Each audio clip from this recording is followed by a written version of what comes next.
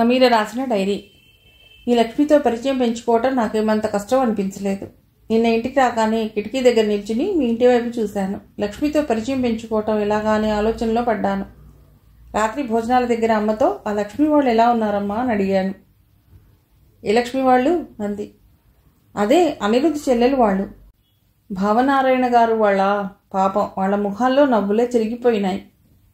ఇదివరకు అందరితో అంత సరదాగా స్నేహంగా ఉండేవాళ్ళ. ఇప్పుడెవరితోనూ మాట్లాడటం మానేశారు. కొడుకు పెళ్ళి ఎలా నవ్వుల పాలైందని సిగ్గుపడిపోతున్నారు అంది. నేను విని ఊరుకున్నాను. ఎవరితోనూ మాట్లాడని వాళ్ళు మరి నాతో మాట్లాడతారా? సందేహంలో పడ్డాను. ఈరోజు ఉదయం నేను కిటికీలోంచి లక్ష్మి వాళ్ళ ఇంటి వైపే చూస్తున్నాను. ఇంతలో వాళ్ళ ఇంటి గేట్లోంచి లక్ష్మి బయటికి రావడం కనిపించింది. ఆమె చేతిలో ఒక బుట్ట ఉంది. రోడ్డు మీదకు రాగానే ఆ అమ్మాయి కుడివైపుకు వెళ్ళడం ప్రారంభించింది. నేను ఇంకేం ఆలోచించలేదు. చెప్పులేసుకుని గబగబా వీధిలోకి పరిగెత్తాను. గేట్ బయటకు వచ్చాను. లక్ష్మి దూరంగా కూరల బండి దగ్గర కూరలు కొంటోంది. నేను కూడా ఆ బండి దగ్గరికి వెళ్ళాను. నేను సరాసరి వెళ్ళి ఆ అమ్మాయి పక్కనే నిలబడ్డాను. లక్ష్మి నా వైపు చూసింది. నేను నవ్వాను. లక్ష్మి నవ్వలేదు. కూరలు తీసుకోసాగింది. క్షణమాగి నేనే అడిగాను, లక్ష్మి గారు బాగున్నారా? అడుగుతూ మళ్ళీ నవ్వాను. లక్ష్మి ఒక్క నిమిషం నన్ను అనుమానంగా తీక్షణంగా చూసింది. బాగున్నాను అన్నట్టు తలూపింది. మళ్ళీ సీరియస్గా బెండకాయలు ఏరి త్రాసులో వేయసాగింది. బెండకాయలు ఎట్లా? కూరలతను అడిగాను. కిలో 5 రూపాయలు. అమ్మో, అంత ధరే? గుండెల మీద చెయ్యానించుకున్నాను. కూరగాయలతను నన్ను ఒక్క చూపు చూశాడు. నువ్వు కొనే రకం కాదన్నట్లు తిరస్కారంగా ఉంది వాడి చూపు. నేను పచ్చిమిరపకాయలు కొన్నాను. 1/4 కిలో రూపాయి చెప్పాడు. లక్ష్మి 5 రూపాయల కాగితం మారుస్తోంది. 1 రూపాయి నాకు అప్పిస్తారా అని అడిగాను. లక్ష్మి నా వైపు విచిత్రంగా చూసింది. తర్వాత రూపాయి ఇచ్చింది. థ్యాంక్ యూ అన్నాను. లక్ష్మి విననట్టు ఊరుకుంది. కూరలు తీసుకోవటమై ఇద్దరం ఇంటివైపు నడవసాగా. పరీక్షలు అయిపోయినాయి. నాకేం తోచడం లేదు. మహా బోర్గా ఉందండి అన్నాను. లక్ష్మి పలుకలేదు. నేను మాట్లాడేది తనని కాదన్నట్లు ఊరుకుంది. నేను ఇక మాటలు పెంచలేకపోయాను. లక్ష్మి మీ ఇంట్లోకి వెళ్ళిపోయింది. నేను మా ఇంట్లోకి వచ్చేసాను. పచ్చిమిరపకాయలు తీసుకెళ్లి వంట ఇంట్లో పోస్తూ, అమ్మా 1 రూపాయి ఇవ్వు అన్నాను. ఎందుకు అంది. ఇవి కొన్నాను. లక్ష్మి దగ్గర అప్పు తీసుకున్నాను. ఏ లక్ష్మి? భావనారాయణ గారు అమ్మాయి. అమ్మ మిరపకాయల వైపు నా వైపు మార్చి మార్చి చూసింది. నీకు అసలు బుద్ధి ఉందా? నిన్ను ఇది ఎవరు తెమ్మన్నారు? పచ్చిమిరపకాయలు కొన్నావా? పైనుంచి ఆ పిల్ల దగ్గర రూపాయి అప్పు చేశావా? నువ్వు మేల్కొనున్నావా లేక నిద్రలో లేచి నడుస్తున్నావా? బకెట్ నీళ్లు తెచ్చి నెత్తిన పోయినా అంది. బా, కావాలేమో అని తెచ్చాను. ఎందుకులా అరుస్తావు అన్నాను. అరిచానా? అవును, తప్పే. నువ్వు చేసిన ఈ వెధవ పనికి చీల్చి చెండాడాలి. అలా తిట్టిందే కానీ వెళ్ళి రూపాయి తెచ్చి నా మొహం మీద గిరాటు కొట్టింది. వెళ్ళిచ్చిరా, ఇలాంటి వెధవ పనులు ఇంకెప్పుడు చేయకు అంది ఆజ్ఞాపిస్తూ. నేను రూపాయి అప్పుడే వెంటనే తీసుకెళ్లి ఇవ్వలేదు. మధ్యాహ్నం తీరుబడిగా తీసుకెళ్లాను. లక్ష్మి ఇంట్లోనే ఉంది. గేట్ తీసుకుని వెళ్ళాను. నేను వెళ్ళి థ్యాంక్స్ చెప్పి రూపాయి ఇచ్చాను. లక్ష్మి తీసుకుంది. నన్ను మర్యాదకైనా కూర్చోమని అనలేదు. మీ దగ్గర ఏమైనా పుస్తకాలు ఉన్నాయా అని అడిగాను. లేవు, ముక్తసరిగా అంది. నేను అలాగే నిలబడ్డాను. లక్ష్మి నేను ఎప్పుడు పెడతానా అన్నట్లుగా చూస్తోంది. ఆ అమ్మాయి మొహంలో చిరునవ్వు లేదు, చిరాకు లేదు. నిస్తేజంగా ఉంది. ఇంతలో లోపల నుండి మాటలు వినిపించాయి. అవి ఇక్కడ యథాతథంగా వ్రాస్తున్నాను. మీరు అన్నం నీళ్లు మానేసి ఇలా ఎన్నాళ్ళండి అంది మీ అమ్మ. చచ్చేంత వరకు అన్నారు మీ నాన్న. ఆయన గొంతు చాలా నీరసంగా ఉంది. మీరు అలా చేస్తే జరిగిన అవమానం తీరుతుందా? వాడికి బుద్ధి వస్తుందా? రెండూ జరగవు. నేను ఆ పెళ్ళి ఆగిపోయి అందరూ నన్ను చూసి నవ్విన రోజునే చచ్చిపోయాను. ఈ శరీరం నుండి ఆత్మ విడిపోవాలి. ఆత్మహత్య మరీ పాపం. ఈ శరీరం నుండి కృషించి ఈ ప్రాణం వదలాలి. ఏమిటండి మీ పట్టుదలే మీకా? మా గురించి ఆలోచించరా? నేను మీకుగా ఏం చేయలేను. నా వల్ల ఇంకేం కాదు. నన్ను నా మానాన వదిలేయండి. ఇదేం కర్మండి? ఆవిడ ఎడవసాగింది. కర్మే. సంతోషంగా ఉండవలసిన వాళ్ళం ఇలా నవ్వుల పాలయ్యామంటే మన కర్మే. ఈ సంభాషణ వింటున్న లక్ష్మి చరచరా అక్కడికి వెళ్ళింది. నాన్న, అన్నయ్య ఏదో చేశాడని మీరు మమ్మల్ని శిక్షిస్తారా? నేనేం చేయలేదు లక్ష్మి. అన్నయ్య వదిలేసి వెళ్ళాడు. మీరు కూడా ఇలా చేసి బలవంతంగా ప్రాణాలు తీసుకుంటే మమ్మల్ని చూసేదెవరు నాన్న? లక్ష్మి ఏడ్చేసింది. ఆయన లక్ష్మిని సముదాయించారు. చూడు లక్ష్మి, మనిషి బతకాలంటే డబ్బు ప్రాణమే కాదు ముఖ్యం. నమ్మిన సత్యాలు కూడా కొన్ని నిలబడాలి. మనిషి డబ్బు మీద ఎంత ఆధారపడతాడో కొన్ని నమ్మకాల మీద కూడా అంతే ఆధారపడతాడు. ఆయన నీరసంగా ఆయాసంగా అన్నారు. చూడమ్మా, లెక్చర్ ఇస్తున్నానని అనుకోకు. బతుకు మీద ఇష్టం కలిగించే కొన్ని నమ్మకాల మీద మనిషి ఎంత ఆధారపడతాడో ఇప్పుడు చెప్పినా నీకు అర్థం కాదు. నీకు తెలీదమ్మా.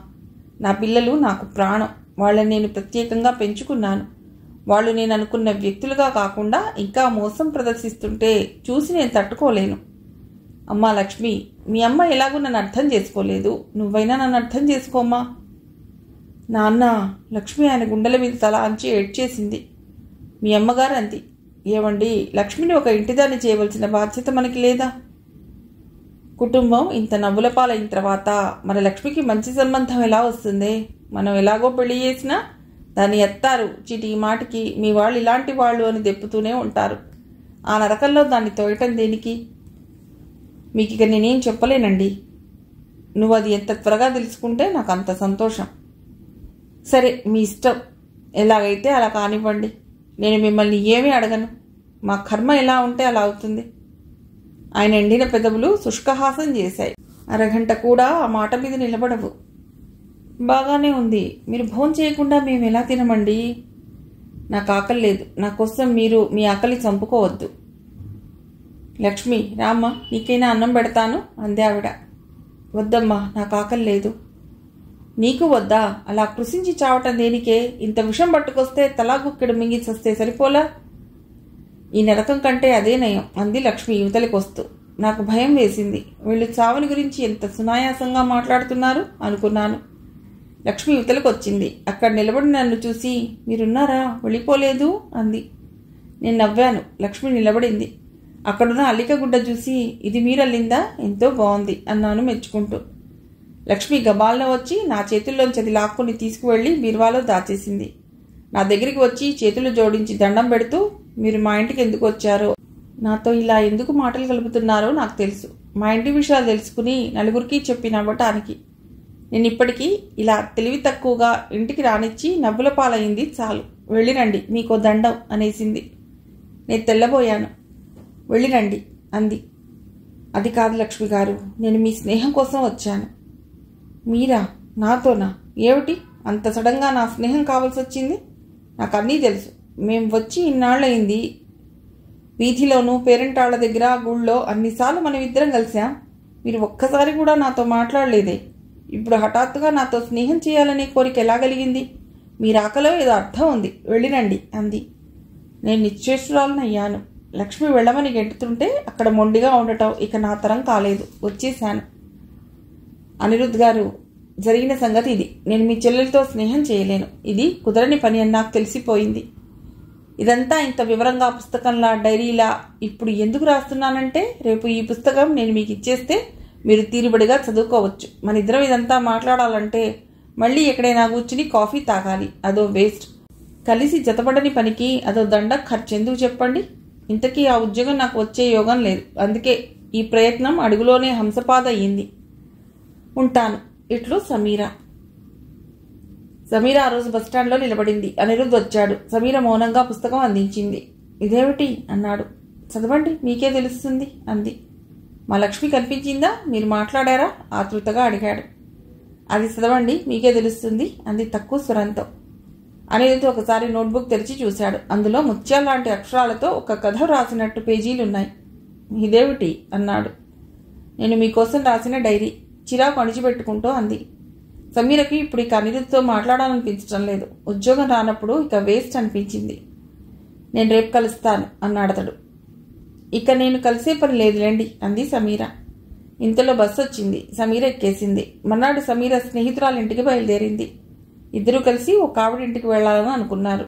బస్టాండ్లో నిలబడి చూస్తున్న సమీర పక్కగా వచ్చి మోటార్ సైకిల్ ఆగింది. సమీర తిరిగి చూసింది. ఎదురుగా అనిరుద్ధ్ ఉన్నాడు. అతని మోటార్ సైకిల్ శాంతం ఆపు చేయలేదు. ఒక కాలు భూమి మీద ఆనించి ఆగి సమీరకి డైరీ తీసి ఇచ్చాడు. ఇదేమిటి అడిగింది. చదవండి, మీకే తెలుస్తుంది అనేసి జవాబు చూడకుండానే వెళ్ళిపోయాడు. సమీర డైరీ తెరిచింది. అందులో ఇలా ఉంది. సమీర గారు, మీరు నిరుత్సాహపడి నన్ను నిరుత్సాహపరచకండి. మీరు చేసిన మొదటి ప్రయత్నం చాలా అద్భుతంగా ఉంది. మీరు ఇంకోసారి మాట్లాడి చూడండి. మా లక్ష్మి మీతో బాగానే మాట్లాడుతుందని నా నమ్మకం. ఎందుకంటే మా లక్ష్మి స్వభావం నాకు బాగా తెలుసు. ఎవరితోనైనా కాస్త పరుషంగా మాట్లాడితే తర్వాత తనలో తాను ఒకటే మదనపడిపోతుంది. ఇంటికి ఎవరైనా వస్తే మా విషయాలు తెలుసుకుని ఇంకా ఏవేవో ప్రచారం చేస్తారని వారి భయం. మీరు అలాంటి వ్యక్తి కాదని నమ్మకం కలిగితే మీకు తన బాధంతా చెప్పేస్తుంది. నా ఫ్రెండ్స్ నెవ్వర్ని మా నాన్న ఆ వీధి ఛాయలకి కూడా రానియటం లేదు సమీర గారు. నా మూలంగా వాళ్ళకి చాలా బాధ కలిగింది. నేను చేయని తప్పుకి వాళ్ళకి శిక్ష పడుతుంది. వాళ్ళు ఎంత కుమిలిపోతున్నారో నాకు తెలుసు. నేను అతి త్వరలో ఇది సరిచేస్తాను. నా ఆత్రం వల్ల మా నాన్న తొందరపడి ఏ అఘాయిత్యం చేయకూడదని నేను తను కోరుకున్న కొడుకునే. నాలో మా నాన్న పెట్టుకున్న నమ్మకం కాస్త కూడా చెడలేదు. నేను ఒక విషవలయంలో చిక్కుకున్నాను, అంతే. నేను నిర్దోషినని రుజువు చేసుకోవటానికి ఆరాటపడుతున్నాను. నాకు కాస్త సమయం కావాలి. ఈ లోపల మా ఇంట్లో ఏం జరుగుతుందో నాకు తెలియాలి. మీరు నాకు స్వయంగా కలిసి చెప్పే విధం కన్నా ఈ డైరీలో రాయటం చాలా అద్భుతంగా ఉందండి. నేను కావలసినన్నిసార్లు అది మళ్ళీ మళ్ళీ చదువుకోవచ్చు. మీకు నా హృదయపూర్వకమైన కృతజ్ఞతలు. ఇంకో ముఖ్య విషయం, ఇందులో మీ ఉద్యోగపు ఆర్డర్స్ కాగితం పించేస్తున్నాను. మీరు రేపు వెళ్ళి ఆ ఉద్యోగంలో చేరండి. మీరు నాకు సాయం చేసినా చేయకపోయినా ఆ ఉద్యోగం మీది. మీకు ఉద్యోగం చాలా అవసరం అనుకుంటున్నారు. నా వల్ల మీకు ఆ ఉపకారం జరుగుతుంది. చేసేశాను. మీరు లక్ష్మితో స్నేహంగా ఉంటే నాకు సంతోషమే. కాకపోయినా నేనేమీ అనుకోను. నేను రేపు సాయంత్రం మీ ఎంపోరియంకి సమీపంలోని బస్టాండ్ దగ్గర కలుస్తాను. నాతో ఒక్క మాట కూడా మాట్లాడవద్దు. ఎందుకంటే నేను స్కూటర్ మీద వస్తానో కార్లో వస్తానో నాకు తెలియదు. నా పక్కన ఎవరుంటారో కూడా నాకు తెలియదు. మీకు కృతజ్ఞతలు. ఇట్లు అనిరుద్ధ్. లక్ష్మితో మీరు మాట్లాడకపోయినా దూరం నుంచైనా చూసి ఎలా ఉందో నాకు చెప్పండి. అనిరుద్ధ్. సమీర భవానీ హ్యాండీక్రాఫ్ట్స్ ఎంపోరియంలో చేరి 3 వారాలుగా వస్తోంది. పక్కనున్న సేల్స్ గర్ల్స్ ఇద్దరు మంచివాళ్లే. కుడిపక్కన ఉండే చిత్ర పెళ్ళై చిన్నప్పుడే భర్త పోయాట. బంధువుల ఇంట్లో ఉంటోంది. ఎడమ పక్కనున్న అంబిక భర్తకి ప్రైవేట్ కంపెనీలో ఉద్యోగం. జీతం చిన్నది. కుటుంబం ఆర్థికంగా చాలా ఇబ్బందుల్లో ఉంది. ఇంకా పిల్లలు లేరు. ఇప్పుడే పిల్లలు పుడితే జీతం రాళ్లు చాలవని ఫ్యామిలీ ప్లానింగ్ పాటిస్తున్నారట. తల్లి తండ్రి ఉన్న నీకెందుకు ఉద్యోగం అంది చిత్ర. ఉద్యోగం చేస్తుంటేనే నయం. ఎవరో ఒకరు త్వరగా పెళ్లి చేసుకుంటారు అంది అంబిక. ఆమెకు ఉద్యోగం ఉంది కాబట్టే భర్త మురుగం చేసుకున్నట్ట. సమీర వాళ్ళ మాటలు విని ఊరుకుంది. తను వీలైతే ఇంకా చదువుకోవాలి. పెళ్లి అనేది తన చేతుల్లో లేకపోవచ్చు, కానీ చదువుకోవటం అనేది తన వశంలోనే ఉంది. టైం వేస్ట్ చేయకుండా భవిష్యత్తుని రూపుదిద్దే కార్యక్రమం ఏమిటో బాగా ఆలోచించుకుని తయారు చేసుకోవాలి అని సమీర ఉద్దేశం. మధ్యతరగతి ఒడిదుడుకుల్లో బతికిన తన తల్లిదండ్రులు ఆడపిల్లకి ఏదో ఒక పెళ్లి చేసేస్తే చాలు, బయటపడినట్టే అనుకుంటారు. పెళ్లికి ఎదిగిన పిల్ల ఇంట్లో ఉంటే వాళ్ళకి గుండెల మీద మోయలేని భారం ఉన్నంత ఆవేదన. ఈ ఆడపిల్లకి కాస్త తెలివితేటలు వచ్చి లోకజ్ఞానం వస్తే ఇక మామూలు సంబంధాలు ఒప్పుకోరు అని లోపల భయం. సమీర ఉద్యోగంలో జాయిన్ అవ్వగానే అమ్మయ్యా అన్నట్టు గుండెల నిండా గాలి పీల్చుకుంది. ఇక సుబ్బిగాడిని కాదని నిర్మొహమాటంగా చెప్పగల ధైర్యం వచ్చింది. సమీర ఉద్యోగంలో చేరానని చెప్పగానే తల్లి ఆశ్చర్యపోయింది. ఉద్యోగమా? నీకెవడిచ్చాడే తలకు మాసినవాడు అంది. నాకు ఉద్యోగం ఇచ్చిన ఆయన తలమాయలేదు, బట్టతల నిగనిగలాడుతూ ఉంటుంది అంది సమీర. జీతం ఎంత? సమీర చెప్పింది. ఆ మాట వినగానే తల్లి శాంతించింది. అయితే ఇక పర్వాలేదు, పెళ్లికి కాస్త కట్నం కూడా తగ్గుతుంది అంది. అమ్మా, నా పెళ్లి మాట ఇప్పుడే తలపెట్టకు అంది సమీర చిరాగ్గా. మళ్ళీ అదేం తర్కం? ఇప్పుడు పెళ్లి చేసుకోకపోతే ఏమవుతుంది? ఏమవుతుందా? అలా వీధిలోకి 4 రోజులు వెళ్ళిరా తెలుస్తుంది. పెళ్లి కాలేదంటే ప్రతి అడ్డమైన విధవకళ్ళు నీ మీదే ఉంటాయి. పెళ్ళైతే ఉండవా? మరి ఆ రాధ పెళ్ళైన అమ్మాయిగా. ఆ రౌడీ ఆవిడ చేయి పుచ్చుకుని ఎందుకు లాగాడు? తల్లి ఒక్క క్షణం జవాబు చెప్పలేకపోయింది. తర్వాత ఆవిడ అందంగా ఉంటుంది కాబట్టి అంది. సమీర చేయి కడుక్కుంటూ, కాదమ్మా, అది కారణం కాదు.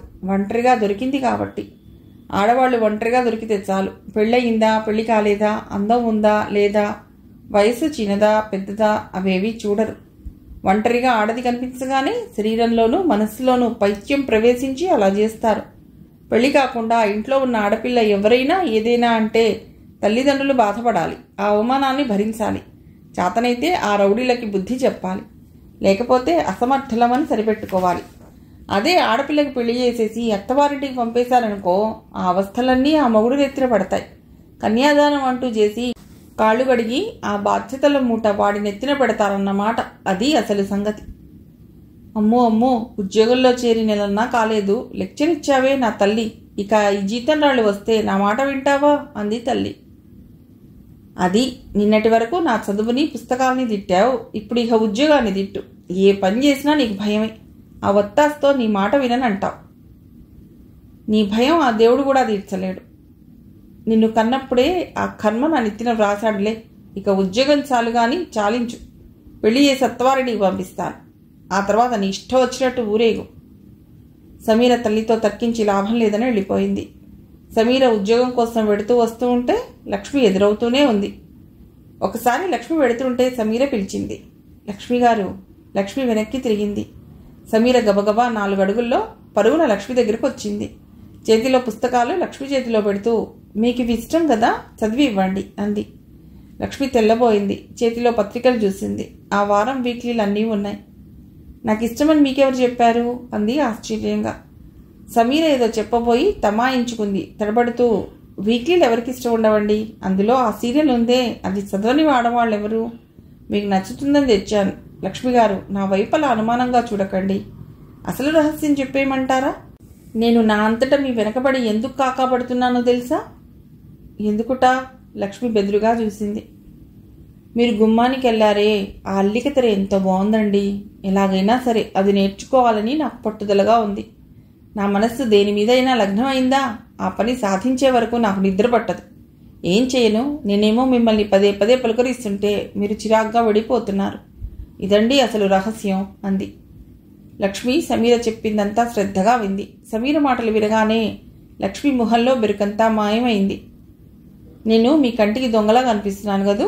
నాకు తెలుసులేండి, మీరు నన్ను ఎంత అనుమానంగా చూస్తున్నారో అంది సమీర. సమీర కావాలని పెట్టిన ముఖ కవళికల్ని చూసి లక్ష్మి పక్కున నవ్వింది. బాగుందండి, ఈ ఒక్క మాట సూటిగా నాకు చెప్తే పోయేదిగా, దానికి ఇంత డొంకతిరుడు ఎందుకో అంది సమీర చేయి దొరకబుచ్చుకుని చనువుగా లాగుతూ. నేను మిమ్మల్ని అపార్థం చేసుకున్న మాట నిజమే, క్షమించండి. ఏమిటో ఈ వీధిలో ఆడవాళ్ళంటే నాకు భయం వేసిపోయిందంటే నమ్మండి అంది. లక్ష్మి సమీరని ఇంటికి తీసుకువెళ్ళి అల్లిక తెర తెచ్చింది. అల్లిక సూది దారం తెచ్చింది. సమీర చేతి వేళ్లు పట్టుకుని అల్లటం నేర్పటం ప్రారంభించింది. అల్లిక పరదాన్ని చూపిస్తూ కళ్ళ నీళ్లతో, ఇంతవరకు ఇవి నేను అల్లానండి, ఈ చివర ఇటు నుండి అన్నయ్య అల్లాడు అంది. అన్నయ్య? మీ అన్నయ్య? ఆశ్చర్యంగా చూసింది. అవును, మా అన్నయ్యే. ఆ మాట అంటుంటే లక్ష్మి తడి నిండిన కళ్ళల్లో గర్వం మెరిసింది. ఒకసారి సెలవుల్లో మేమిద్దరం పందెం వేసుకున్నాం. ఆడపళ్ళు లాంటి అల్లికలు మగవాళ్ళు చేయలేరని అన్నాను. వాడికి రోషం వచ్చింది, అల్లుతానన్నాడు. నా దగ్గరే నేర్చుకున్నాడు. సెలవుల్లో పోటీ పడి అల్లాం. రాత్రింబవళ్ళు ఇద్దరం క్షణం విరామం లేకుండా అల్లాం. మా అమ్మ కళ్ళు పోతాయేమోనర్రా అని ఒక్కటే కేకలు. నేను తెల్లవారుజామునే లేచేదాన్ని. వాడు అప్పటికే లేచి వరండాలో కూర్చుని లైట్ పెట్టుకుని అల్లుతుండేవాడు. ఆ సెలవుల్లోనే నాకు సైకిల్ కూడా నేర్పాడు. ఆడపిల్ల దానికి ఎందుకురా అని మా అమ్మ తిడితే, ఈ రోజుల్లో ఆడామగ భేదం లేకుండా అందరికీ అన్ని పనులు వచ్చి ఉండాలమ్మా అనేవాడు. మేమంటే ఎంత ప్రాణంగా ఉండేవాడు. ఎవరైనా కాస్త చిన్న మాట మమ్మల్ని అంటే వాళ్ళని నిలువునా చీరేస్తాను అన్నట్టు చూసేవాడు. అలాంటి అన్నయ్య ఈరోజు ఇలా మమ్మల్ని నవ్వుల పాలు చేశాడంటే. లక్ష్మి తలదించుకుని ఏడ్చేసింది. సమీరకి చాలా బాధ కలిగింది. లక్ష్మి బాధ సమీరకి బాగా అర్థం అవుతోంది. అయిన వాళ్ళు దూరం అయితే మనస్సు పొందే విలవిల అది. లక్ష్మి గబాలన కళ్ళు తుడుచుకుంది. తలెత్తుతూ సీరియస్గా అయిపోతూ, అందుకేనండి నేనెవరితోనూ సరిగ్గా మాట్లాడటం లేదు. ఎవరితో ఏ సందర్భం మాట్లాడినా నాకు మా అన్నయ్య గుర్తుకొస్తున్నాడు అంది లేస్తూ. సమీర లేచింది. ఇక వెళ్ళిరండి అంది లక్ష్మి. సమీర వెళ్లబోతూ ఆగి వెనక్కి తిరిగి, లక్ష్మి గారు అని పిలిచింది. లక్ష్మి తిరిగి చూసింది. కష్టాలు జీవితంలోనే వస్తూ ఉంటాయండి, అప్పుడే ధైర్యంగా ఉండాలి. మీ అన్నయ్య సంగతేమో నాకు తెలియదు, కానీ మీరు మాత్రం ఈ విషయంలో ఏవీ తప్పు చేయలేదు. మా అన్నయ్య కూడా చేయలేదనే నా నమ్మకం. ఏదో చెప్పరానిది జరిగి ఉంటుంది, అందుకే అలా చేసి ఉంటాడనుకుంటున్నాను అంది. అంతే అయి ఉండవచ్చు, నాకు అదే అనిపిస్తోంది అంది సమీర సానుభూతిగా చూస్తూ. మీకు కూడా అనిపిస్తోందా? నిజంగానా? ఆశగా అడిగింది. నిజమేనండి, లేకపోతే అంత మంచి మనిషి ఒక్కసారి ఎందుకు అలా మారిపోతారు చెప్పండి అంది సమీర. లక్ష్మి సమీర వైపు క్షణంసేపు పరీక్షగా చూసింది. ఆ చూపులో సమీర అంటున్న మాటలు మనస్ఫూర్తివైనవి అవునా కాదా అనే తూకం ఉంది. సమీర ముఖం నిర్మలంగా ఉంది. లక్ష్మికి ఎందుకో గాని ఈ అమ్మాయి ఆ మాటలు మనస్ఫూర్తిగానే అంటోందనే నమ్మకం కలిగింది. వాకిటి వరకు వచ్చి సమీరని సాగనంపింది. సమీర గారు, మీరు పుస్తకాలు ఇచ్చినందుకు థ్యాంక్స్ అండి. నేను మీకు 4 రోజుల్లో అల్లిక పని బాగా వచ్చేలా నేర్పుతాను అంది. నేను మాటిమాటికి వస్తే ఏమీ అనుకోరు కదా అంది సమీర. ఏమీ అనుకోను. లక్ష్మి నవ్వుతూ టేబుల్ మీద ఉన్న పుస్తకాల వైపు వేలు పెట్టి చూపిస్తూ, ఇప్పుడు మీ స్నేహం నాకే లాభం. ఈ పుస్తకాలు అన్నయ్య ఉన్నప్పుడు కొనేవాళ్ళం. ఇప్పుడు అమ్మ ఖర్చులన్నీ తగ్గించేసింది. అన్నయ్య పెళ్లి మూలంగా బట్టలు సామాను కొనడానికి 25,000కి పైగా డబ్బు దండగైంది. ఇదిగో చూసారా, మళ్ళీ మా అన్నయ్య మాట వచ్చింది. కాసేపు నిలబడితే ఇక మీకు బోరు కొట్టేస్తుంది అంది లక్ష్మి. సమీర నవ్వింది. సమీర ఇంటికి వచ్చేసింది. ఆ సాయంత్రం సమీర అనిరుద్ ఆఫీస్ దగ్గర కలిసినప్పుడు డైరీ ఇచ్చింది. ఒక కప్పు కాఫీ తాగుదానండి అన్నాడు. ఇప్పుడా? ఇంటికి వెళ్ళేసరికి ఆలస్యం అవుతుంది అంది భయంగా. పర్వాలేదులేండి, రండి. ఈ డైరీ చదివి నేను చెప్పవలసినవి ఏమైనా ఉంటే చెప్పేస్తాను. ప్లీజ్ కాదనకండి, రండి అన్నాడు. ఇద్దరూ హోటల్కి వచ్చారు. కిటికీ దగ్గరగా ఉన్న కుర్చీలో కూర్చున్నారు. అనిరుద్ కాఫీ ఆర్డర్ ఇచ్చాడు. సమీర వద్దంది. అతడు వినలేదు. 2 కాఫీ అన్నాడు. సమీర ఇచ్చిన డైరీ చదవసాగాడు. సమీర కిటికీలో నుండి కిందికి కనిపిస్తున్న ట్రాఫిక్ని చూస్తూ కూర్చుంది. అతడు ఆ డైరీ చదువుతున్నంతసేపు ఎదుట సమీర కూర్చుందని గాని పక్కన సందడి జరుగుతుందని గాని పట్టించుకోనట్లే ఉండిపోయాడు. సర్వర్ కాఫీ తెచ్చాడు. కప్పులు వారి మధ్యన పెట్టి వెళ్ళిపోయాడు. అతడు తలెత్తలేదు. సమీర బ్యాగ్ ఒళ్ళో పెట్టుకుని బయటికి చూస్తూ కూర్చుంది. అతడు డైరీ మూసి తలెత్తాడు. అతడి మొహంలో బాధ, ఆనందం రెండూ కనిపిస్తున్నాయి. డైరీ సమీరకి ఇచ్చేస్తూ, నాకు ఇంటికి వచ్చి మా లక్ష్మితో మాట్లాడినట్టే ఉందండి. మీకు నా కృతజ్ఞతలు అన్నాడు. సమీర మాట్లాడలేదు. అరే రే, కాఫీ చల్లారిపోతుంది, తీసుకోండి అన్నాడు. నేను వద్దని చెప్పాను అంది సమీర. పర్వాలేదు, తీసుకోండి. కప్పు అందించాడు. నేను ఈరోజు ఉపవాసం అంది. ఉపవాసమా? ఎందుకు అన్నాడో ఆశ్చర్యంగా. సమీర మాట్లాడలేదు. చెప్పకూడని నియమం ఉన్న ఆంతరింగిక విషయమా అది అన్నాడు. సమీర అతడి వైపు చూసింది. మీకు అభ్యంతరం లేకపోతేనే చెప్పండి. జనంలో చాలామంది పిచ్చి కారణాలకి మొక్కుకుని ఉపవాసం ఉంటారు. మీలో ఆ చాదస్తం లేదు కదా. సమీర చెప్పమంటారా అన్నట్లు చూసింది. చెప్పండి. సమీర తను అనుకున్న వ్యక్తిత్వం గాక ఛాందస భావాలు ఉన్న మనిషి అని అతడు తెలుసుకోవటానికి మళ్ళీ అడిగాడు. ఉపవాస వ్రతం కాదు, పూజ కాదు. మరి నాకు నేను విధించుకున్న శిక్ష ఏమిటి? అతడు తెల్లబోయాడు. శిక్ష? ఏం తప్పు చేశారు మీరు? మీ లక్ష్మితో అబద్ధం ఆడాను. మీరిచ్చిన పుస్తకాలు నేను ఇచ్చినట్టే చెప్పాను. మీరు వెళ్ళమంటే వెళ్ళి నా అంతటా నేను స్నేహం కోసం వెళ్ళినట్టు చెప్పాను. అయితే నా దృష్టిలో ఇది నేను తెలిసి నా అవసరం కోసం ఆడిన అబద్ధం. అందుకని నన్ను నేనే శిక్షించుకుంటున్నాను. అనిరుద్ధ ఆశ్చర్యంగా అయోమయంగా చూశాడు. మీరు లక్ష్మితో నా కోసం మాట్లాడారు. ఆ మాట అమ్మాయికి చెప్పలేదే నేను? అంటే అయితే ఇలా లక్ష్మితో మాట్లాడినప్పుడల్లా ఉపవాసం ఉంటారా? స్థిరంగా వచ్చింది జవాబు. బాప్రే! అతడు సమీరని క్షణంసేపు రెప్పపాటుగా నఖశిఖ పర్యంతం చూశాడు. ఆ తర్వాత నచ్చ చెప్తున్నట్టుగా, ఈ రోజుల్లో ఇలాంటి చిన్న చిన్న అబద్ధాలు ఆడకుండా ఎవరికి రోజులు గడుస్తాయి? మీరు చేస్తున్నది పిచ్చి పని అంటాను. అనుకోండి, నాకేం అభ్యంతరం లేదు. నా నమ్మకం అది. మీరు నాకు ఉద్యోగం ఇప్పించి ఒక భయంకరమైన పెళ్లి ధైర్యంగా కాదు అని ఎదుర్కొనే సాయం చేశారు. నేను మీకు సంతోషంగా సాయం చేస్తాను. కానీ లక్ష్మి మీరు పంపారంటే వినదు. లక్ష్మి దగ్గర అబద్ధం ఆడక తప్పదు. అందుకే నాకు ఈ శిక్ష. ఉపవాసం ఉన్నంత మాత్రాన ఆడిన అబద్ధం పాపం కాస్త పుణ్యమవుతుందా? నేను పాపపుణ్యాల సంగతి ఆలోచించడం లేదు. నా మనస్సుకి తోచిన పని చేస్తున్నాను. ఇది చాలా సిల్లీగా ఉంది. అందుకే మీకు చెప్పకూడదని అనుకున్నాను. చెప్పకపోతే మీరు ఆ కాఫీ తాగమని బలవంతం చేస్తారు అంది. అనిరుద్ధ్ నిరుత్తరుడయ్యాడు.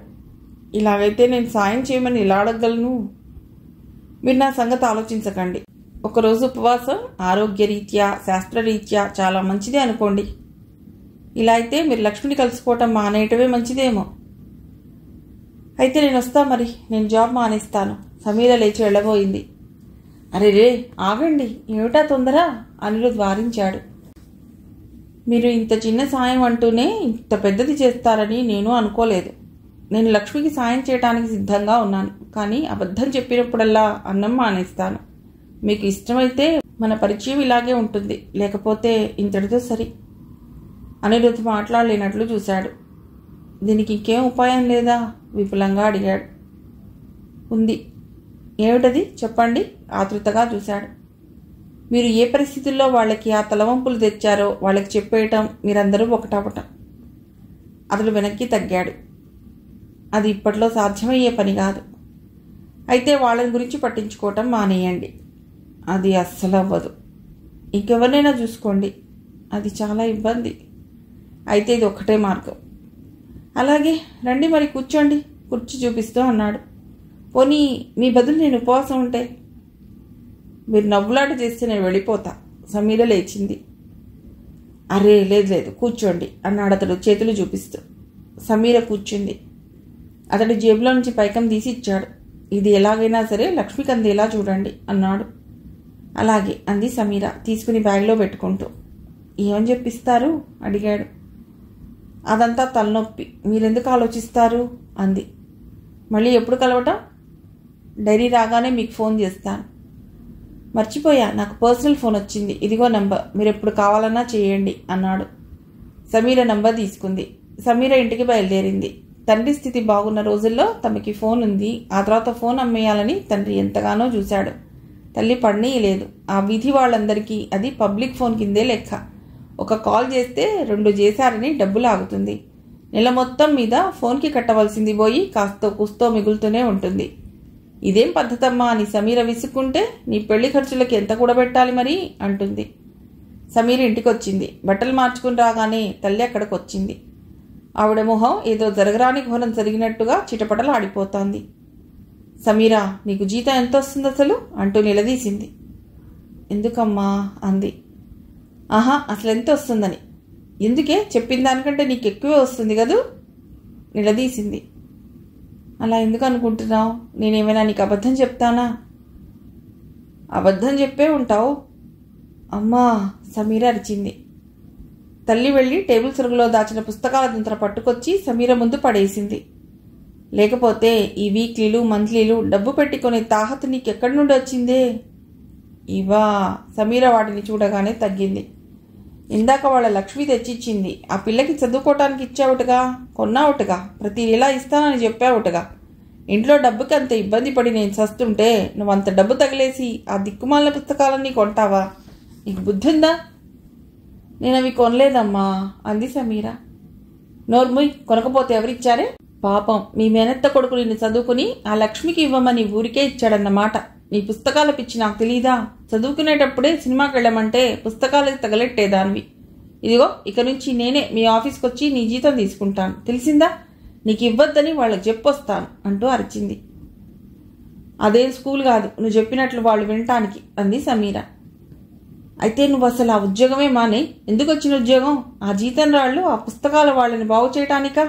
ఆవిడ ఖచ్చితంగా చెప్పేసింది. సమీర మంచం మీద తలపట్టుకుని కూర్చుంది. ఇదిగో, ఈ క్షణం నుండి నువ్వు ఆ లక్ష్మితో మాట్లాడావంటే ఊరుకోను, తెలిసిందా? తల్లి అల్టిమేటం ఇచ్చేసింది.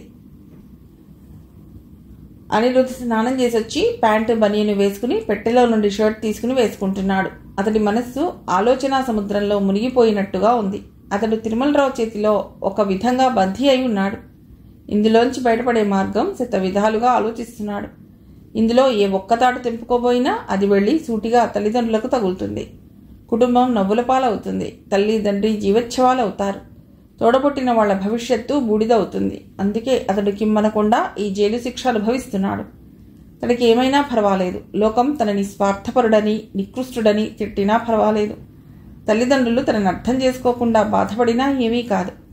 తనని వెలేసినా వాళ్ళంతా ఒక గూటి కింద పిట్టల్లా నిశ్చింతగా సుఖంగా ఉంటారు. వారి భవిష్యత్తుకి ఏ లోపమూ లేదు. ఈ భావనే అతడి మనసుకి అపారమైన ధైర్యం ఇస్తోంది. అందుకే అతడిలో తడబాటు లేదు, పశ్చాత్తాపం లేదు. తను ఏం చేస్తున్నాడో ఖచ్చితంగా తెలిసిన మనిషిలా ఉన్నాడు. అతడు మనసారా కోరుకునేది ఒక్కటే, తల్లి తండ్రి ఇద్దరూ ఈ మనస్తాపంతో కుంగిపోయి ఆరోగ్యం చెడగొట్టుకోకుండా వాళ్ళు సరిగ్గా ఉండే లోపలే తను ఇందులో నుండి బయటపడాలి. తను చేసిన ఈ పని ఎంత మంచిదో, ఇది కుటుంబానికి ఎంత శ్రేయస్కరమో వాళ్ళకి తెలియాలి. అమ్మా నాన్న ప్రేమాభిమానాలతో అన్ను అని పిలవాలి. దానికోసం అతడు ఆరాటపడుతున్నాడు. ప్రతిభ తనకి దూరం అయింది. అది కూడా అతడికి వేదనగానే ఉంది. అతడి బాధని గురించి పట్టించుకోకుండా ఉంటే ఇక ఏ ఆలోచన లేదు. ముందు ఈ సుడిగుండంలో నుండి బయటపడాలి. అది అతడి ధ్యేయం. అతడు అక్కడున్న కిటికీ రెక్క మీద చేతితో ఒకటి కొట్టాడు. డామిట్! జీవితంలో తను కల్లో కూడా ఊహించని ప్రాబ్లం ఎదురైంది. దానికి తను లొంగిపోకూడదు. షర్ట్ పైగుండి పెట్టుకుంటూ అతడు వెనక్కి తిరిగాడు. వెంటనే తెల్లబోయాడు. అక్కడికి ఎప్పుడొచ్చాడో తిరుమలరావు కుర్చీలో కూర్చుని ఉన్నాడు. ఆయన చాలా కులాసాగా కాలు మీద కాలేసుకుని పైప్ కాలుస్తున్నాడు. మీరా అన్నాడు అనిరుద్. ఆయన జవాబుగా అవును నేనే అన్నట్టు కనుబొమలెత్తి చూశాడు. మీకు మీకు మర్యాద ఉందా? ఇంట్లోకి వచ్చేటప్పుడు తలుపు తట్టి రావాలి. నాకు కాలింగ్ బెల్ నొక్కడం తప్ప తలుపు తట్టడం అలవాట్లేదు. గుమ్మం పక్కన చూశాను, స్విచ్ లేదు అంటూనే ఆయన ఆ గది అంతా కళ్ళతో కలిగే చూశాడు. ఆ గది తక్కువ అద్దెలో తీసుకున్నట్టుగా చిన్నగా ఉంది. రంగు మాసి ఉంది. గది మూల గోడకి వాన నీళ్ల వల్ల వచ్చిన చెమ్మ కనిపిస్తోంది.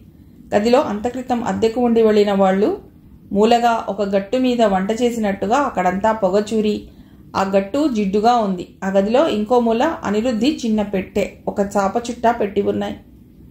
తిరుమలరావు భుజాలెగరేస్తూ ఈ ఎలుక కన్నంలో ఎలా ఉంటున్నావు అన్నాడు. మాటలు మీరకండి. మీరు కోటికి పడగలెత్తవచ్చు. ఎదుటివారి దారిద్ర్యాన్ని హేళన చేసే హక్కు మాత్రం లేదు. నువ్వు చాలా తెలివి తక్కువ వాడివి. మిమ్మల్ని నేను అదే మాట అంటున్నాను. ఎందుకులా గౌరవిస్తావు? నన్ను నువ్వు అని పిలవమని ఎన్నిసార్లు అన్నాను? పరాయి వాళ్ళని అలాగే పిలవటం నాకు అలవాటని చెప్పాను. నువ్వు మాకు స్వంతం, మేము నీకు స్వంతమయ్యే మార్గం చెప్పానుగా. అసంభవం అని ఆ రోజే చెప్పాను. సిరిరా మోకాలు అడ్డు పెడతారా ఎవరైనా? ఆ సిరి నా దృష్టిలో సరికానే కాదు. నాకు అవసరం లేదు. ఏమిటా ధీమా? ఏం చూసుకుని?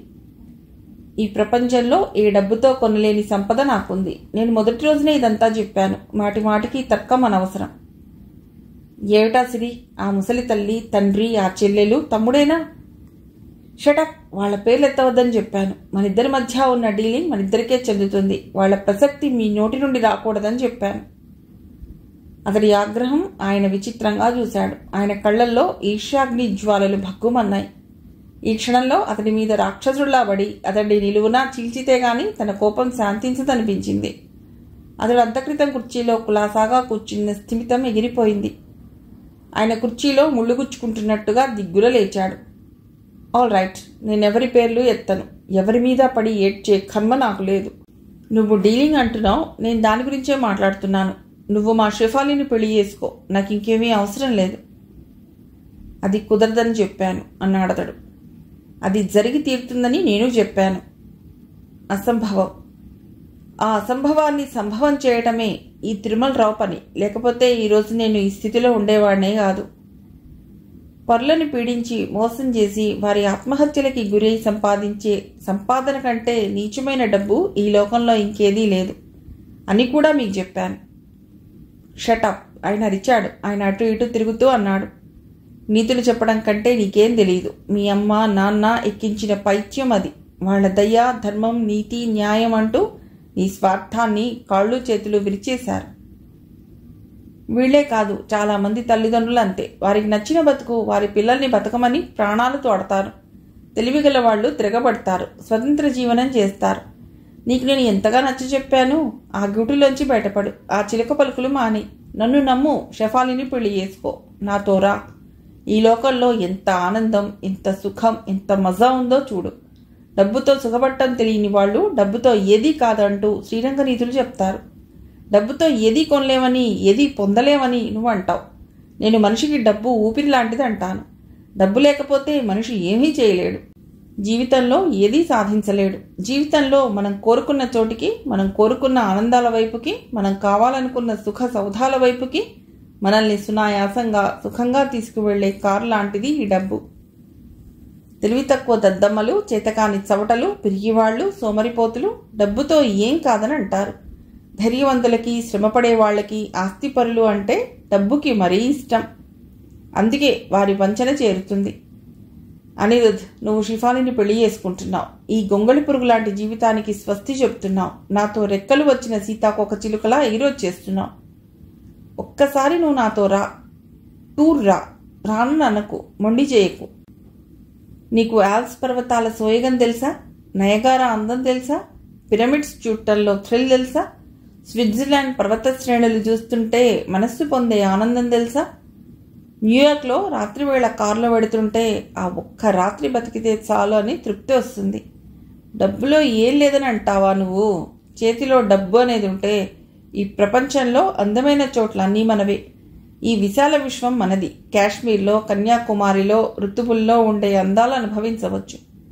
ఈ ప్రపంచంలో అధికారంలో ఉండే ఆనందం ఇక దేనిలోనూ ఉండదు. మగాడిలా బతకబోయి చచ్చువెధవలా మాట్లాడకు. అదృష్టం తలుపులు తెరిచి రమ్మనమని తివాచీ పరుస్తుంటే రానంటావేమిటి? నువ్వు పిరికివాడివా, తెలివిహీనుడివా, మూర్ఖుడివా? 3 అనుకోండి, నాకు అభ్యంతరం లేదు. మొండితనం మాను. షెఫాలి నీ భార్యగా నీ పక్కనుంటే నీకెంత గౌరవం, గుర్తింపు వస్తుందో నీకు తెలుసా? ఆ ప్రతిభని చేసుకుంటే ఏమొస్తుంది? పిల్లలు, రోగాలు, రుణాలు తప్ప. Thank you. ఒకరి వల్ల వచ్చే గౌరవం, గుర్తింపు నాకు అవసరం లేదని చెప్పాను. నాకేం కావాలో నాకు బాగా తెలుసు. నీ మొండితనం వదలవా? మీరు అడిగింది నేను చేశానా? నేను నా వాళ్ళకి దూరంగా ఉంటున్నాను. అది నాకేం సంతోషం. మీ కోరిక అదేగా. ఆయన విసుగ్గా చూశాడు. విసురుగా ఏదో అనబోయి తమాయించుకున్నాడు. తిరుమలరావు వెనక్కి తిరిగి వెళ్ళబోయి ఆగి అనిరుద్ధ్ వైపు తిరిగి నవ్వేస్తూ, నేను పట్టుదల వదలని విక్రమార్కుణ్ణి తెలుసా? అనుకున్నది సాధించటం ఈ తిరుమలరావుకి రక్తంలో నుండి వచ్చిన విద్య. అన్ని వేళలా మనం అనుకున్నది జరగదు. ఇది నా స్వానుభవం. ఆయన మళ్ళీ విసుగ్గా చూశాడు. నీ బోడి వేదాంతం మానవు గదా. సరే కానీ దేనికైనా టైం కావాలి. అంతవరకు సహించక తప్పదు. నేను సరిగ్గా అదే అనుకుంటున్నాను. ఆయన అనిరుద్ధ్ వైపు చూశాడు. ఆయన కళ్ళల్లో ఈసారి ప్రశంస చోటు చేసుకుంది. దగ్గరికొచ్చి అతడి చెయ్యి అందుకుని కరచాలనం చేస్తూ, అందుకేనోయ్ నువ్వంటే నాకంత ఇష్టం. నాలో ఉండే మొండితనమే నీకుంది. అందుకే నువ్వు మా షెఫాలిని పెళ్లి చేసుకుని నా వాడి వైపోమంటున్నాను. వస్తా. సాయంత్రం సరిగ్గా 6 గంటలకి కారు వస్తుంది. వచ్చే. ఆయన అనిరుద్ధ్ని వస్తావా అని అభిప్రాయం కోసం అడగలేదు. వచ్చేయి అని ఆజ్ఞాపిస్తున్నట్లుగా అన్నాడు. ఆయన వెళ్ళిపోయాడు. ఆయన బయటికి వెళ్ళి కారులో కూర్చుంటుంటే అప్పటికే ఆ వీధి పిల్లలంతా పొడుగ్గా అందంగా ఉన్న ఆ కారు చుట్టూ గుమిగూడారు. పైనుండి అనిరుద్ధ్ కిటికీలోంచి చూస్తున్నాడు. కారు పిల్లల మధ్య నుండి దోవ చేసుకుంటూ వెళ్ళిపోయింది. అనిరుద్ధ్ చెవుల్లో ఆయన మాట్లాడిన మాటలు టేప్ రికార్డులా తిరుగుతోంది. ఆయన తనని వదలడు. అది 100కి 100 నిజం. ఆయనకి తను కావాలి. దానికోసం ఏదైనా చేయగలడు. తిరుమలరావు స్వభావం అదే. ఆయన కోరుకున్న దాన్ని పొందడం కోసం దేనికి వెనుదీయడు. ఆయనకి తను కావాలి అనిపించడం మరీ దురదృష్టం. నేను పట్టుదల వదలని విక్రమార్కుణ్ణి. ఆయన మాటలు చెవుల్లో గింగురుమంటున్నాయి. అనిరుద్ధ్ చేతులు కిటికీ చువ్వల మీద గట్టిగా బిగుసుకున్నాయి. ఓ గాడ్, ఈ విషవలయంలో నన్ను ఎందుకు పడేశావు? ఒక్క నిమిషం అతడికి చాలా నిస్సహాయంగా అనిపించింది. మర్నాడు సాయంత్రం అయింది. వీధుల్లో జనం రద్దీ బాగా ఉంది. సమీర భవానీ హ్యాండీక్రాఫ్ట్స్ ఎంపోరియం నుండి బయటికి వచ్చింది. బయటికి రాగానే ఒక్కసారి కళ్ళతో అక్కడంతా కలియ వెతికింది. అక్కడ కూడా అనిరుద్ధ్ స్కూటర్ మీద కానీ కారులో కానీ నడిచి వస్తూ కానీ కనిపించలేదు. సమీర బస్టాండ్ దగ్గరికి వెళ్ళి నిలబడింది. ఇంతలో టాక్సీ వచ్చి ఆగింది. అందులో అనిరుద్ధ్ ఉన్నాడు. అతడు టాక్సీ ఆగుతుండగానే డోర్ తెరుచుకుని దిగేశాడు. సమీరని చూడగానే రిలీఫ్ పొందిన కళ్ళతో, అమ్మయ్యా, ఈరోజు మిమ్మల్ని కలవలేనేమో అని భయపడిపోయాను. లక్ష్మి కలిసిందా? ఆ డబ్బు ఇచ్చారా అన్నాడు. ఇచ్చారా? తీసుకుందా? మళ్ళీ తలూపింది. Thank you very much. ఏమన్నది చెప్పండి. సమీర బ్యాగ్లో డైరీ తీయబోయింది. అక్కడది లేదు. అయ్యో, నేను ఇంటి దగ్గర మర్చిపోయానే అంది. ఈరోజు వచ్చినప్పటి నుండి కౌంటర్లో సేల్స్ ఎక్కువగా ఉన్నాయి. ఊపిరి అందలేదు. లేకపోతే మధ్యాహ్నం వెళ్ళి గవాల్నే తెచ్చేది. అంతలో టిఫిన్ బాక్స్ తీసేటప్పుడు డైరీ కోసం చూసింది. అదే అక్కడ లేదు. ఈరోజు బయలుదేరటం ఆలస్యమైంది. అమ్మ శుక్రవారం పూజ అంటూ భోజనం ఓ పట్టాన పెట్టలేదు. తను తొందర చేస్తే ఈ పూటకి మానేయంది. ఆ హడావుడిలో డైరీ పెట్టుకోవడం మర్చిపోయింది. అనిరుద్ధ్ టాక్సీ డోర్ తెరిచి, ఒక్క నిమిషం నాతో రండి అన్నాడు. ఎందుకు? నాకు కావలసిన టానిక్ ఇవ్వరా? టానిక్కా? ఆశ్చర్యపోయింది. అంతే కదా, మీరు మా అమ్మా నాన్నల విషయాలు చెప్తారే, అదే నాకు టానిక్. ఆ బలం మీదనే నేను మిగతా టైం అంతా గడుపుతాను. రండి, ఎక్కువసేపు వృధా చేయను. నాకు కూడా పనుంది. సమీర వచ్చింది. అతన్ని కాదనలేకపోయింది. అతడు వాళ్ళ కుటుంబం కోసం పడే తాపత్రయం చూస్తే తమాషాగా అనిపిస్తుంది. ఇద్దరూ టాక్సీలో హోటల్కి వచ్చారు. ఫ్యామిలీ రూమ్లోకి వెళ్లారు. అతడు టిఫిన్ ఆర్డర్ ఇవ్వబోతుంటే సమీర ఆపి, నేనేం తీసుకోను అంది. ఉపవాసమా అన్నాడు. అవునన్నట్టు తలూపింది. అతడి మొహంలో ఆనందం, నవ్వు ఎగిరిపోయినాయి. అది చాలా అన్యాయం సుమా అన్నాడు. సమీర ఆ ఉపోద్ఘాతం అర్థమైనట్టుగా, నా స్వవిషయాల్లో మీరు కల్పించుకోకండి, అది మన ఒప్పందం అంది. ఓకే ఓకే అన్నాడు. సమీర సంగతి అతనికి బాగా తెలుసు. 2 పెనాపిల్ జ్యూస్ బేరర్కి చెప్పాడు. అతడు వెళ్ళిపోయాడు. నేను తాగను. 2 నాకే అనుకోండి అన్నాడు. మీరు డైరీ ఇంటి దగ్గర వదిలేశారుగా, పర్వాలేదు. అదెవరూ చూడరా? అతడు ఆదుర్దాపడ్డాడు. ఏం పర్వాలేదు. సాధారణంగా మా అమ్మ నా గదిలో పుస్తకాలు తీయదు. వాటిని చూస్తేనే ఆవిడ కోపం. లక్ష్మి ఏమంది? మీరేం చెప్పారు? డబ్బెలా తీసుకుంది? అభ్యంతరం చెప్పలేదా? అతడు ఆదుర్దాగా అడిగాడు. నేను వెళ్ళాక మొన్ననే పచారీ దుకాణం అతడు పాలతను అడగటం విన్నాను. మీ అమ్మ మళ్ళారా అంది. లక్ష్మి నేను వెళ్లేసరికి వెండి కంచెం తీసుకుని పెడుతోంది. నేను గుమ్మం బయట ఎదురయ్యాను. ఏమిటది అంటే ఏం లేదు అంది. ఇద్దరం లోపలికి వెళ్ళి కూర్చున్నా. మామూలుగా మాట్లాడుతున్నాం. ఇంతలో ఆ పచారీ సామాన్ అతడు మళ్ళీ వచ్చాడు. మీ అమ్మ లక్ష్మి వెళ్ళలేదా అని కేకలు పెట్టింది. వెళ్తున్నానమ్మా అని లక్ష్మి బయలుదేరింది కంచం తీసుకుని. అదేమిటి అన్నాను. డబ్బుకి చాలా ఇబ్బందిగా ఉంది. పిన్నిగారికి అమ్ముతున్నా. నేను లక్ష్మి చేయి పట్టుకున్నాను. లక్ష్మి ఒక్క మాట చెప్తాను, ఏమీ అనుకోవుగా, మన ఇద్దరం ఫ్రెండ్స్ కదా అన్నాను. అవును అంది. ప్రస్తుతానికి నా దగ్గర డబ్బుంది. జీతం తీసుకున్నాను. నేను అది బ్యాంకులో వేస్తాను. నువ్వు ఈ అవసరానికి వాడుకో, తర్వాత నాకు ఇవ్వు అన్నాను. ఎంత ఉంది మీ దగ్గర? మాకు 100-200 చాలవు అంది. ప్రస్తుతానికి 800 ఉంది. లక్ష్మి విచిత్రంగా చూసింది. అంత తీసుకుంటే నేను ఎలా తీర్చగలను? అప్పుడే ఈ కంచం అమ్ముదువు గాని. లక్ష్మి తటపటాయించింది. నేను కంచం తీసుకుని అక్కడ టేబుల్ మీద పెట్టేసి డబ్బు తీసి లక్ష్మి చేతిలో బలవంతంగా పెట్టాను. లక్ష్మి ఒక్క నిమిషం అంటూ మీ అమ్మ దగ్గరికి వెళ్ళి చెప్పింది. అంత డబ్బా? వాళ్ళ అమ్మకి చెప్పి రమ్మను అంది. అవసరం లేదు, మా అమ్మ ఏమీ అనదు అన్నాను. ఆవిడ తటపటాయించారు. నేను కావాలన్నప్పుడు ఆ కంచం అమ్మి ఇవ్వండి అన్నాను. ఇద్దరు మొహాలు చూసుకున్నారు. తీసుకోమ్మా, సమీర ఎప్పుడు కావాలంటే అప్పుడే ఈ కంచం అమ్మి ఇద్దాం అంది లక్ష్మి. మీ అమ్మ తీసుకుంది. పచారీ దుకాణం అతడికి ఇచ్చారు. అతడు ఏమన్నాడో తెలుసా? డబ్బు ఇంట్లో దాచుకుని మీరు ఇవ్వటం లేదు అని నా మాటలు అనిపోయాడు. మీ అమ్మ ఏడుస్తూ కూర్చుంది. మీ నాన్నగారు ఆ గదిలో ఎవరా కేకలు అన్నారు. ఎవరూ లేరు అని లక్ష్మి చెప్పింది. ఆయన నేను ఎప్పుడు వెళ్ళినా నిద్రలోనే ఉంటున్నారు. నిద్రమాత్రలు వేసుకుంటున్నారట. ఎక్కువ దొరకనిస్తే ఏం ప్రమాదం చేస్తారోనని లక్ష్మి తనే లేచి ఒక్కొక్కటి ఇస్తోందిట. చిక్కి శల్యం అయ్యారు. భోజనం మానేశారు. మీ అమ్మగారైతే ఒక్కటే ఏడుపు. లక్ష్మి నా చేయి పట్టుకుని, సమీరా, ఈ పరిస్థితుల్లో మీరు నాకు ఫ్రెండ్గా దొరకటం ఎంత హాయిగా ఉందో తెలుసా? భగవంతుడే మిమ్మల్ని మాకు తోడుగా పంపాడు అంది కన్నీళ్లతో. ఆ ఇంట్లో ఏడుపు, దిగులు, అవమానం తప్ప ఇంకేం కనిపించడం లేదు. చెప్తున్న సమీర తలెత్తింది. అనిరుద్ చేతిలోకి మొహం దించుకున్నాడు. అతడి కళ్ళు నలుపుకున్నాడు. ఇంతలో బేరర్ పైనాపిల్ జ్యూస్ తెచ్చాడు. అనిరుద్ చెప్పున జేబురుమాలు తీసి కళ్ళు గట్టిగా తుడుచుకున్నాడు. తను చెప్పిన మాటలు అతడికి బాధ కలిగించాయని సమీరకు తెలుస్తూనే ఉంది. తనేం చేయగలదు? అతడు చేతులారా చేసుకున్నాడయ్యే. అతడు ఒక గ్లాస్ తీసుకుని సమీరకి ఇచ్చాడు. నో, నేను తాగనని ముందే చెప్పాను. You bloody girl!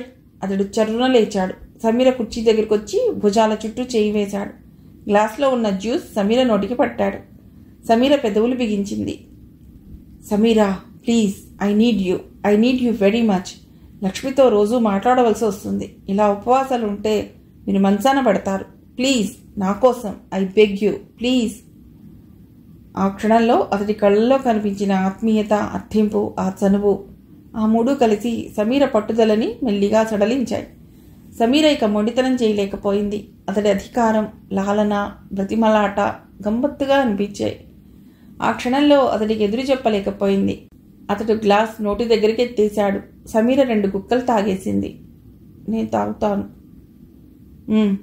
తాగు అన్నాడు గ్లాస్ వదలకుండా తాగిస్తూ. సమీర తాగుతోంది. ఇంతలో ఆ గది తలుపులు చప్పుడైనాయి.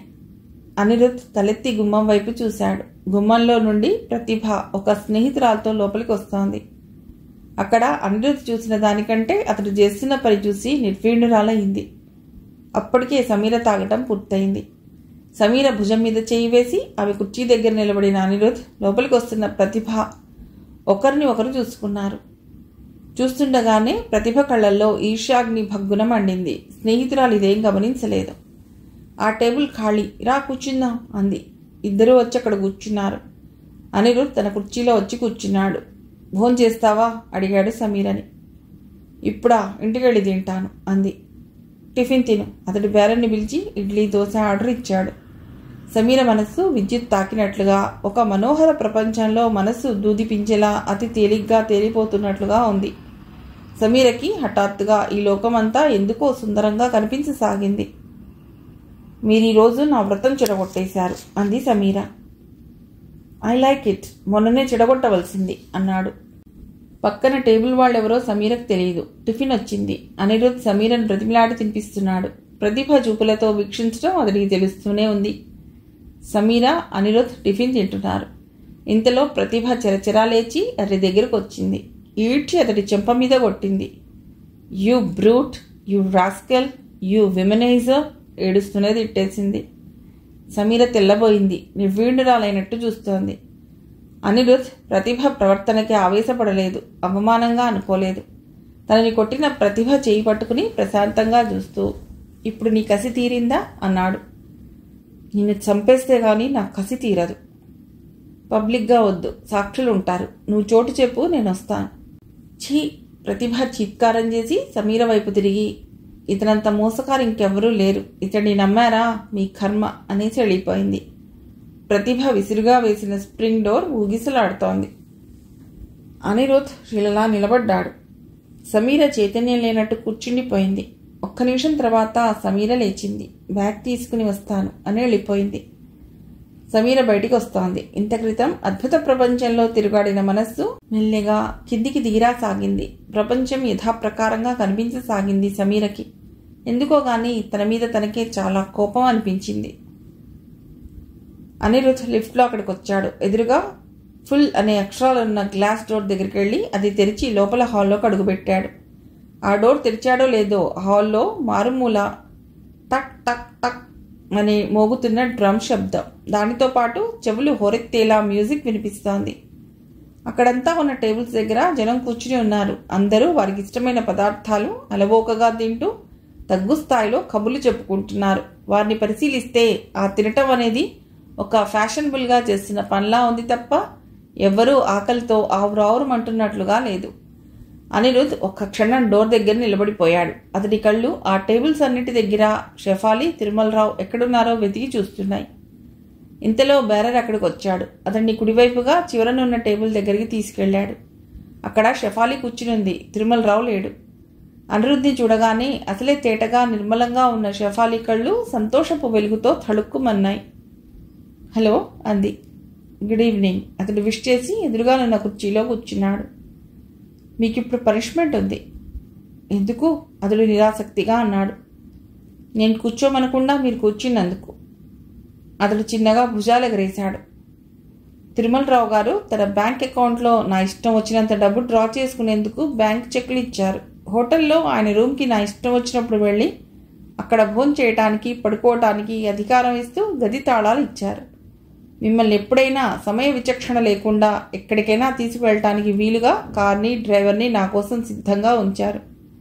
ఇన్ని అధికారాలు ఉన్నవాణ్ణి నేను మీరు కూర్చోమని అనే వరకు ఆగుతానా? ఆగమనటం మాత్రం మీకు న్యాయమా? షెఫాలి పక్కపక్క నవ్వింది. ఎర్రటి పెదాలు, గులాబీ రేకులే ఆ పెదవుల ముందు వెగటుగా ఉంటాయేమో. తెల్లటి పలువరస, నునుపైన చెంపలు, ఆ శరీరాకృతిలో, ఆ మొహం తీరులో, ఆ మాటల్లో, ఆమె ప్రవర్తనలో వంకలు వెతకాలని అనిరుద్ ఆమె పరిచయమైన ఈ 2 నెలల నుండి ఎంతో నిశితంగా వెతుకుతున్నాడు. కానీ దొరకటం లేదు. చూడగానే కళ్ళు తిప్పుకోలేని అందం చాలా మందిలో ఉంటుంది. కానీ ఆ అందానికి సౌజన్యం, సత్ప్రవర్తన తోడైతే వచ్చే దివ్యత్వం బహు అరుదుగా కోటి మందిలో ఏ ఒక్కరిలోనో కనిపిస్తుంది. ఒక్క మాటలో చెప్పాలంటే షెఫాలిలో దేవత లక్షణాలు కనిపిస్తాయి. తన అందం గురించి తనకు తెలియనట్లు ఉంటుంది. చుట్టూ ఉన్న ఐశ్వర్యం వల్ల వచ్చే అతిశయం రవ్వంత కూడా లేదు. ఈ అమ్మాయి మాట, ప్రవర్తనలో నిశితమైన నిజాయితీ ఉంది. ప్రతిభాశాలి అయిన వజ్రాల వ్యాపారి వజ్రం చూడగానే దాని జాతి, విలువ క్షుణ్ణంగా చెప్పేయగలిగినట్టుగా చిన్నప్పటి నుండి రకరకాల మనుషుల ప్రవర్తనలు తెలిసిన అనిరుద్ షెఫాలిలో మంచితనం, నిజాయితీ ఇట్టే కనిపెట్టేయగలిగాడు. మనిషిలో మానవత్వానికి అద్దం పట్టే ఈ గుణాలు కలిగిన షెఫాలీకి క్రూర జంతువు లాంటి తిరుమలరావుకి బాంధవ్యం ఎలా కలిసిందో అతడికి అర్థం కావటం లేదు.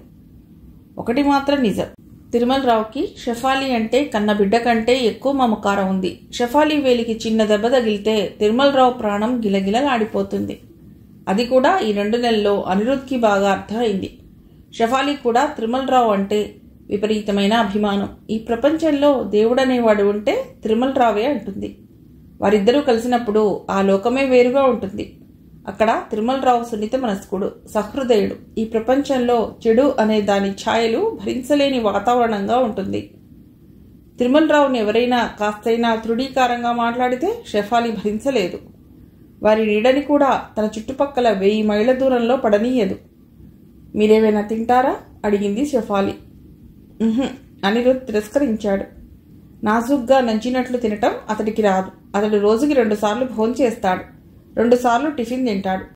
వీలైనంతగా టైం పాటిస్తాడు. ఒక టైం వరకు టిఫిన్ కానీ భోజనం కానీ చేయటం కుదరకపోతే 2వ టైం వరకు అతడు ఆగగలడు. ఆకలి, నిద్ర, డబ్బుని ఖర్చు చేయటం, ఈ 3 ఎప్పుడూ అతడి కంట్రోల్లో ఉంటాయి. ఇక్కడికి వచ్చే ముందే అతడు ఉడిపి హోటల్లో టిఫిన్ తినొచ్చాడు. ఐస్ క్రీమ్ తినండి. తినకూడదా? ఆకలి లేదు. నా కంపెనీకి అంకుల్ ఇంకా రాలేదు. మంది ఎక్కడికి వెళ్ళారు? పని మీద వెళ్ళారు. షెఫాలిని ఎప్పుడు అడిగినా ఇంతే. షెఫాలి దగ్గర ఆయన లేనప్పుడు అనిరుద్ ఆరాధిస్తే ఇదే జవాబు వస్తుంది. ఆయన ఎక్కడికి వెళ్ళింది ఈ అమ్మాయికి తెలియదో, తెలిసినా చెప్పదో అనిరుద్ధ్కి అర్థం కాదు. బేరర్ రాగానే షెఫాలి ఐస్ క్రీమ్ ఆర్డర్ ఇచ్చింది. అనిరుద్ కావాలని కబుర్లలో దిగాడు. మీ అంకుల్ ఎక్కడికైనా వెళ్ళేటప్పుడు మీకు చెప్పరా? ఎందుకు చెప్పరు? ఆయన కారులో కూర్చుని నేను టాటా చెప్తే గానీ వెళ్ళరు. ఎక్కడికెడతారు? పని మీద. ఏం పనో చెప్పరా? చెప్పబోతే నేనే వినను, నాకు బోర్. వినకపోతే ఇలా? ఆయన ఎప్పుడైనా పని మీద వెళ్ళి ఇంటికి రాకపోతే? ఎందుకు రారు? ఏదైనా ప్రమాదం జరిగితే?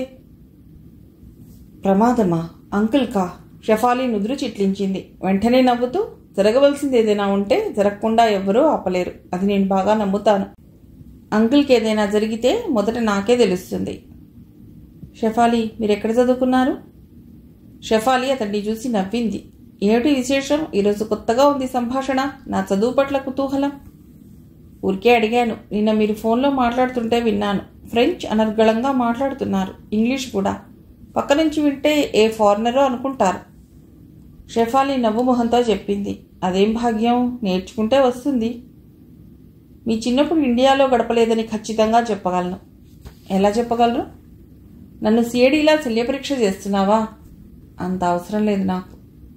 సిఐడిల తిప్పలు పట్టం మాకు అలవాటే. బేరర్ తెచ్చిన ఐస్ క్రీమ్ తింటూ అంది. అతడు చురుగ్గా చూశాడు. సిఐడిలు ఎందుకు మీ వెంట పడతారు? మీకు తెలీదా? ఈ రోజుల్లో కాస్త 4 డబ్బులు సంపాదిస్తే అందరికీ అనుమానమే. మా అంకుల్ డబ్బు చూస్తే ఎవరికైనా అనుమానం వస్తుంది. ఆయన బిజినెస్ మీకు తెలుసా? షెఫాలి నవ్వింది. నాకు తెలీదు. అయినా మా అంకుల్ తన తెలివితేటలతో తన డబ్బు సంపాదించుకుంటుంటే ఇక్కడ వీళ్ళకెందుకో ఇంత కినుక. చాలా సహజం. ఎందుకంటే ఇక్కడ అందరికీ అంతో ఇంతో తెలివితేటలున్నాయి. నిజాయితీగా సక్రమమైన మార్గాన పెడితే ఇంత డబ్బు కొన్ని తరాలు కష్టపడితేనే గానీ ఆర్జించలేదు. అలాంటిది మీ అంకుల్ బహుకొద్ది కాలంలో. దాందే ఉంది. ఆయనకి ఎవరికీ రాని అవకాశాలు వచ్చి ఉండవచ్చు. ఆ అవకాశాలు ఏమిటో అందరికీ తెలిస్తే ఈ ఆరాటం ఉండనే ఉండదు. ఎందుకు తెలియాలి? అది పర్సనల్ విషయం. ఈ లోకంలో అందరూ వాళ్ళు చేస్తున్న పనులు డప్పులు వాయించి అందరికీ చెప్తున్నారంటారా? లేదనుకోండి. ప్లీజ్, మనం మా అంకుల్ గురించి మాట్లాడటం మానేద్దామా? ఓకే ఓకే వెంటనే అన్నాడు అతడు. ఇంతలో తిరుమలరావు అక్కడికి రానే వచ్చాడు. ఆయన రాగానే షెఫాలి కుర్చీ దగ్గరికి వెళ్ళి బుగ్గగిల్లి, హలో మై లిటిల్ ఏంజిల్ అన్నాడు. అంకుల్, ఇంత ఆలస్యం అయిందేం? షెఫాలి ఆయన చేయి గట్టిగా పట్టుకుంది. కొంచెం లేట్ అయింది. కంగారు పడ్డావా? ఇప్పుడే ఈ నన్ను మీ అంకుల్కి ఏదైనా అయితే అంటూ భయపెట్టేస్తున్నారు, ఫిర్యాదు చేస్తున్నట్లుగా అంది. అనిరుద్ధ చూశాడు. అనిరుద్ధ్ యాంత్రికంగా విష్ చేశాడు. గురు, నువ్వు రావని అనుకున్నాను సుమా. ఆ మాటలో రవ్వంత వ్యంగ్యం. నువ్వు ఎన్ని బీరాలు పలికినా చచ్చినట్టుగా వస్తావనే గర్వం. అనిరుద్ధ్ అది లక్ష్య పెట్టలేదు. వారిద్దరినే చూస్తున్నాడు. ఒకరిచే ఒకరు పట్టుకున్నారు. ఆ స్పర్శలో, ఆ ఆనందంలో తండ్రి కూతుళ్ల సాన్నిహిత్యం, చనువు తప్ప అతడికి ఇంకేం కనిపించలేదు. ఇంతలో అక్కడికి నీలరంగు సూట్ వేసుకుని తలపాగా చుట్టుకున్న ఒక పంజాబీ అతడు వచ్చాడు. అతడి వయస్సు సుమారు 50 సంవత్సరాలుంటుంది. ముఖం ఉబ్బిన బుగ్గలతో గండుగా ఉంది. తిరుమలరావుని విష్ చేశాడు. తిరుమలరావు ఆయనకి విష్ చేస్తూ షెఫాలీని పరిచయం చేసి అనిరుద్ని చూపించి కాబోయే షెఫాలీ భర్త అని చెప్పి తర్వాత పరిచయం చేశాడు. అనిరుద్ నిటారుగా అయ్యాడు. షెఫాలీ కళ్ళల్లో ఆనందం మెరుపులా మెరిసి మాయమైంది. అది అనిరుద్ కళ్ళు గమనించాయి. అతని మనస్సులో సంతోషం, తిరస్కారం క్షణంసేపు యుద్ధం చేశారు. తిరుమలరావు తనకి గేలం వేస్తున్నాడు. ఆ గేలం కొన్ని షెఫాలీ ఉంది. తను క్షణంసేపు బలహీనత చూపించాడా? తిరుమలరావు ఆ గేలానికి తనని చిక్కించుకుని ఎత్తి తన ప్రపంచం అనే బుట్టలో వేసేస్తాడు. అప్పుడిహ తనది అనే వ్యక్తిత్వం, ఆలోచనలు, ప్రపంచం అనేవి ఏవీ ఉండవు.